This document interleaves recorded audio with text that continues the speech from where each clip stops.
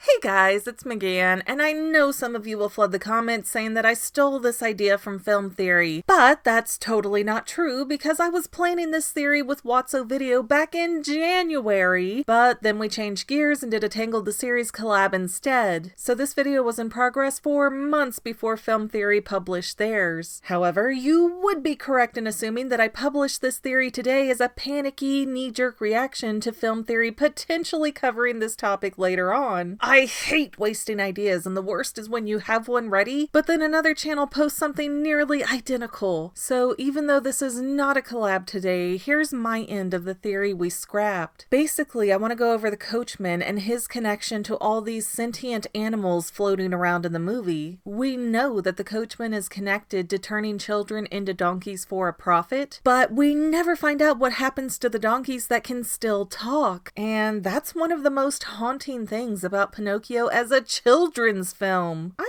watched this movie with my 10-year-old daughter a few months ago, and every few minutes she was all, "This is a kid's movie?" Seriously, there's a reason Walt Disney used to have a saying about easy come, easy go, except he'd say, "I made $1 million with Snow White and lost $1 million with Pinocchio." That movie and Fantasia bombed because Disney lost sight of his audience in favor of a passion project or two. FYI, that's also why Dumbo is so short and the story feels jumbled up, because Disney needed a quick film to get the company out of the red, so he made this cutesy movie about baby animals to sort of boost up his sales, and it worked. Anyways, to look around in the movie Pinocchio, I find that the Coachman has some peculiar connection to other animals. For example, there are the shadowy figures working for him, which I feel like are gorillas. Anyone else get that vibe? I mean, I know they're not quite gorillas, and we can't know for sure because the movie doesn't say, but yeah, I see baby King Kong here, and with no proof whatsoever, I'm under the impression that they were part of the Coachman's last venture of turning people into other things, and these are just the gorillas that he couldn't sell off. It has some logic to it if you think about it, because if the Coachman was taking hundreds to thousands of kids at a time to turn them into donkeys,